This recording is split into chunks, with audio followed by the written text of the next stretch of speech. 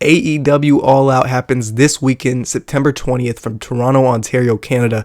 In this video, I'm just going to be giving my quick fire thoughts, my predictions, kind of what I think could happen, what to expect on that show. I think the card is stacked. I think it looks great. I think AEW has some really good acts going that can really capitalize on their momentum here. So I'm excited to see what happens Saturday. I hope you are, and today we're just going to be going through the card, going to be giving my thoughts, and at the end of the video, I will be talking about what I feel like AEW can do to improve their week-to-week television shows. How can they get better? What's the issue with Dynamite and Collision that maybe some people have pointed out, maybe some people haven't? I'm going to go over it here. I'm also going to touch on their women's division. How can they improve that? And why is Tony Khan getting so lazy when it comes to booking his mid-card women? So we're going to go over all that today in this video. Thank you so much for watching. Let's hop into it. All right, first up, we got Adam Copeland and Christian Cage versus FTR, Dax Harwood and Cash Wheeler. I'm going to be honest with you, man. I'm excited for this match because I think FTR are on a real roll. They're in a real rhythm. And I think, like I said in the intro, they can capitalize on this momentum here. I think they can really deliver one of the best tag team matches we see all year because that's who they are. Those are the kind of guys they are.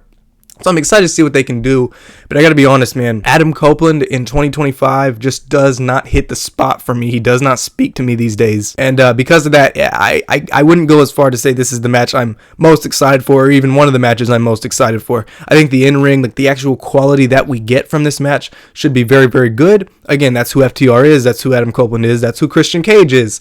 So I'm excited to see what they can do, but I don't really have much investment narratively in this match. I don't really care about the outcome. I feel like I kind of know what's going to happen.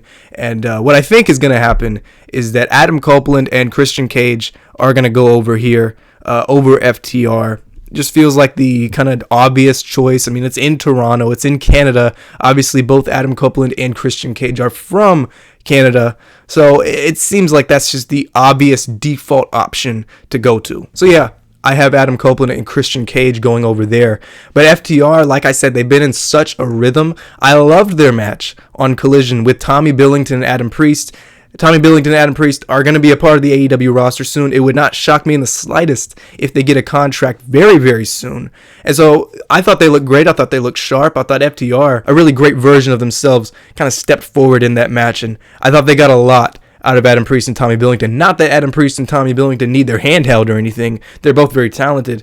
And we saw that on Saturday. But I thought FTR really worked hard. I thought they all worked hard. And I thought that was a really sharp match. All right, up next, we got the Hurt Syndicate. Bobby Lashley, Shelton Benjamin, and MVP versus Ricochet in the Gates of Agony, Bishop Khan, and Toa Leona. I don't care that much about this match. I think Ricochet's momentum, since he's been put with the Gates of Agony, I think has been kind of stalled.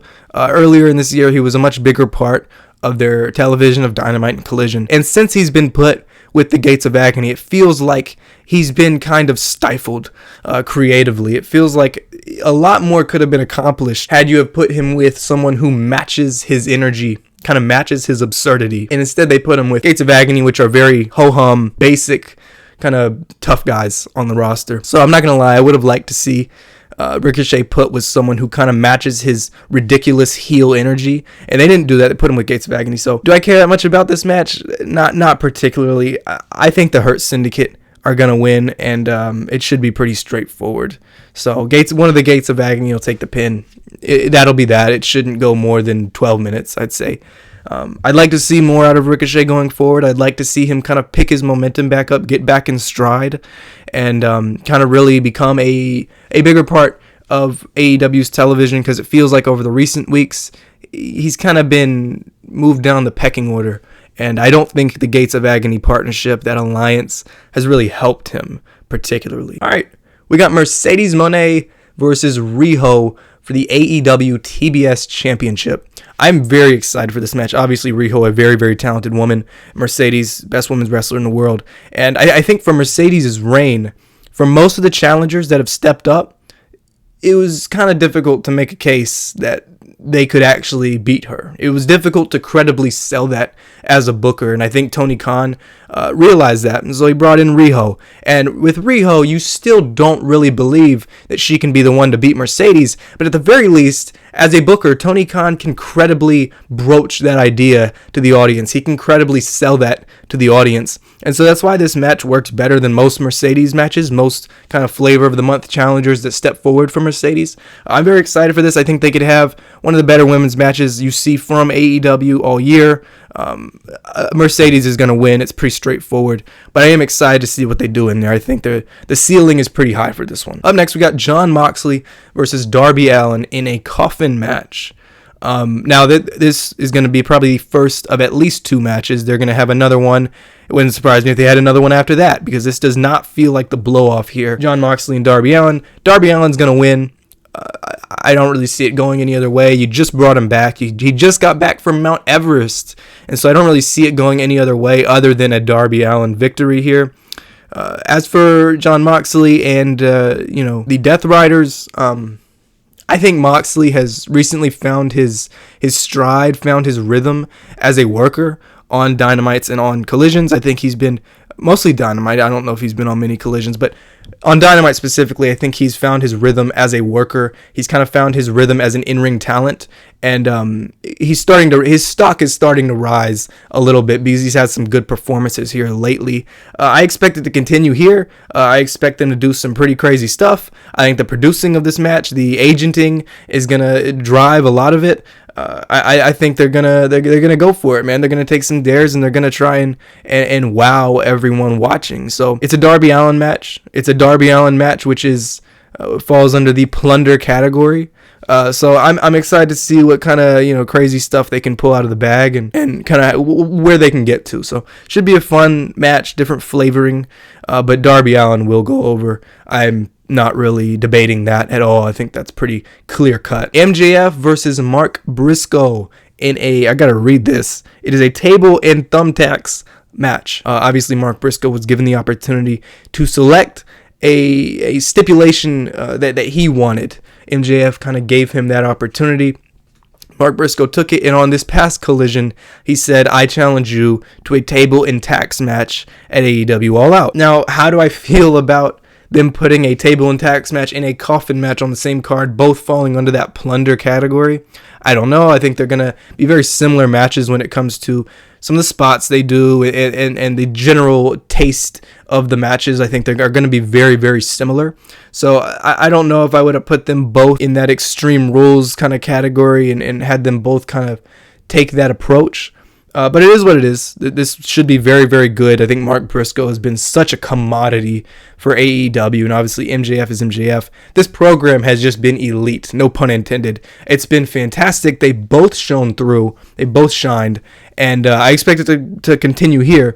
As for who I think is going to win, I do expect MJF to get it done here. Obviously, on the last pay-per-view, Forbidden Door, he fell short against Hangman Adam Page. So I expect him to pick up a win here, get some momentum back, and continue on. But this program has been fantastic. It's been one of the more entertaining parts of Dynamite and of Collision.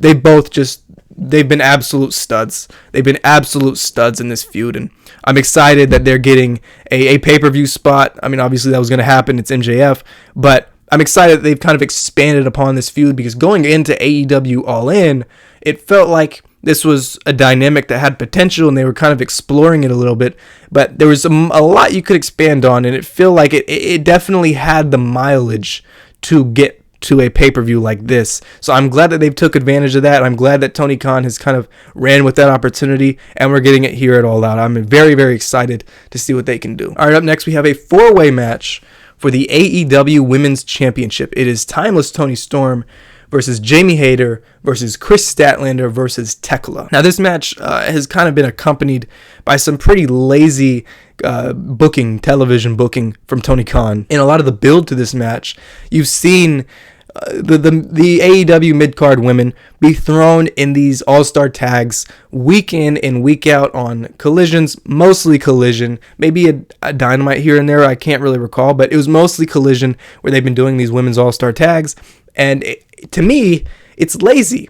It's the general same type of match every time, and it also just really reads as an excuse to not book them in substantive singles feuds. I'd rather see women like Kris Statlander, Willow Nightingale, Queen Aminata involved in some pretty deep and thought out singles feuds instead of just being put in this same all-star tag team match every single week. It just reeks of laziness, and it's the kind of aversion to creativity that I don't like to see Tony Khan have. I'd rather see him put them in some really nice singles feuds. And if you're going to go the tag route, introduce some women's tag team titles and get these women fighting for something. It feels like there's enough juice to that idea that you could kind of capitalize on it.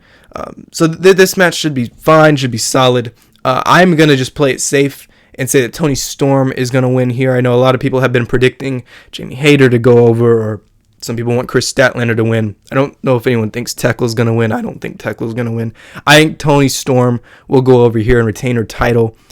She's been a very reliable hand for AEW to play at several points throughout this year, and I think they're just going to keep banking on her. All right, we got Hangman Adam Page versus Kyle Fletcher for the AEW World Championship. First off, I love the jump that we're taking with Kyle Fletcher. I think he's absolutely ready for this kind of spot. The only downside to this match that I can see is that Kyle Fletcher is not involved in some real deep and thoughtful TNT title feuds. That's about the only downside I can think of when I look at something like this, because realistically Kyle Fletcher should be raising the profile of that TNT championship, but instead he's fighting for the world championship. So that's a downside, definitely. But I love the jump that we're taking with Kyle Fletcher. I like that he's in there with Hangman. He's in there with some of these bigger names. And I think this match has the potential to be one of the better matches we see all year in any promotion. As for my prediction, I have it going to a time limit draw. I have Hangman retaining, but I don't have him pinning Kyle Fletcher. I think that would be a mistake. Kyle Fletcher doesn't need to take a pin right now. That wouldn't be good for him. I don't think it would kill his momentum like some people would make it out to be. So if he does take a pin, I wouldn't lose my mind, and I don't think anyone else should either. But I think it should go to a time limit draw. I think you should present Kyle Fletcher as being on Hangman's level, able to hang with him. And it goes the full 60 minutes, and Hangman retains, but Kyle Fletcher looks like the real deal in the process. Okay, we got a three-way match for the AEW Unified Championship. It's going to be Kazuchika Okada versus Konosuke Takeshita versus either the Beast Mortos or Mascara Dorada. Mascara Dorada and Beast Mortos will be having a match on September to Remember, AEW's 3-hour special on Wednesday, this Wednesday, the time of this recording. It is September 15th, Monday, September 15th. So this Wednesday, on September 17th, that match will happen. I think Beast Mortos will go through. I think they've been kind of waiting to put him in a bigger spot for a little bit now, and I think they're going to take that opportunity here. I think they're going to put him in with Takeshita, with Okada, and vie for that unified championship. He's obviously dating Mercedes Moné, so that definitely comes with it some weight he can throw around and some internal sway that he has. So I think he's going to get a pay-per-view spot here. Will he win? No, he's not going to win. I think Okada is just going to retain. In fact, Beast Mortos will probably end up taking the pin, but I do expect him to get on pay-per-view here. They've been kind of wanting to do that for a while, it seems, and I think they'll take that opportunity right here. I love Okada and Takeshita as a pairing, like kind of the face-offs they have on TV are really cool to see, and you're just kind of, they're biding their time until they can book that Okada Takeshita singles match, which I think will come later this year. I'm really excited to see what they can do when they get that opportunity. But right here, Okada is going to retain. He will beat Takeshita and I think Beast Mortos, and we'll see what he does after that. I think they're going to set up for a Takeshita Okada singles match. We'll just have to kind of keep licking our chops until that happens. We got Eddie Kingston versus Big Bill in a singles match. No stipulation, just a singles match. I think this is going to be one of the more underrated and kind of overlooked matches on this card. I think these two have the opportunity to absolutely go out and kill it. It's Eddie Kingston's return match. They've been kind of teasing that for several weeks. I love Big Bill as an in-ring pairing with Eddie Kingston. I think they can tear the house down. In fact, I'm kind of surprised it didn't get some sort of stipulation, and I wouldn't be surprised if they do this match again and it does get a stipulation, like a last man standing type thing.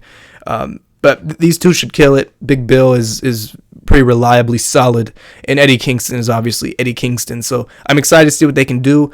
Obviously, Eddie Kingston will go over here. It's his return match. I don't know in what world you would have him lose here, but I have him winning in a pretty cool 13-14 minute match. I think they should kill it. I'm really excited to see what they can do here. Should have the right flavor of toughness and ruggedness and unfilteredness, and so I'm hyped to see what Eddie Kingston, what kind of form he's in when he comes back here at All Out. All right, final match we'll be predicting here today is a 4-way ladder match for the AEW World Tag Team Championships. Not only is it a 4-way match, it is a ladder match for those championships. So it'll be Brodido versus 3 other tag teams, which will have to qualify to get in. Those qualifier matches are Josh Alexander and Hechicero versus Top Flight, Dante and Darius Martin. And then it is Kill Switch, aka Luchasaurus, and Kip Sabian versus Jet Speed. And then the other match is the Bang Bang Gang versus the Young Bucks. So out of those 3 qualifier matches, who do I think is going to go through? I have the Young Bucks, I have Hechicero and Josh Alexander, and I have Jet Speed, all qualifying to get into that ladder match. As for who I have retaining, I just have Brodido winning.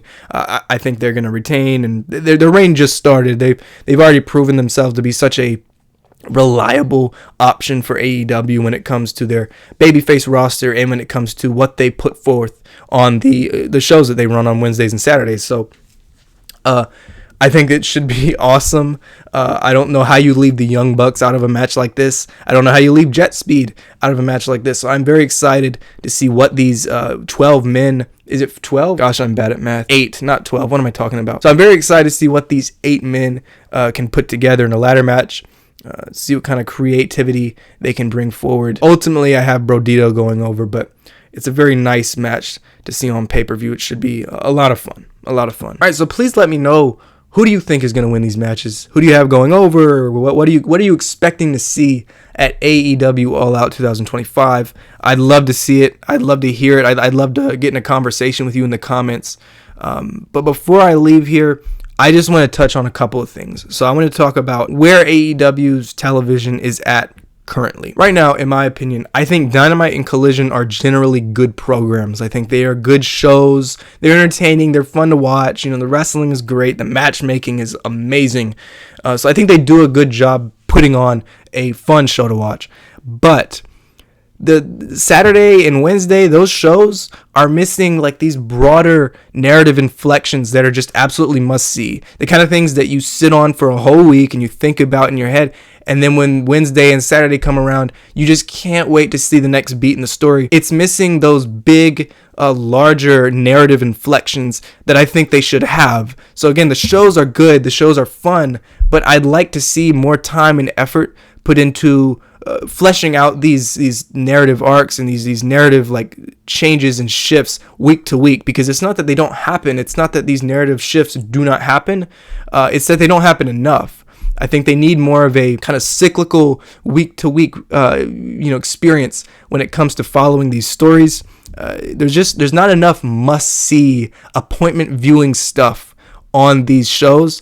And so again, they're good shows, they're fun, but they need to be must see. They need to be absolutely can't miss appointment viewing stuff. And I think that's kind of what they're missing on Collision and on Dynamite. Now, another point of contention I have with AEW's current product is the women's division. It feels like their women's division has been getting neglected for a little while now. And this is shown no better by when you look at the All-Star Tag Team women's matches that they keep booking on Collision. It comes across as lazy.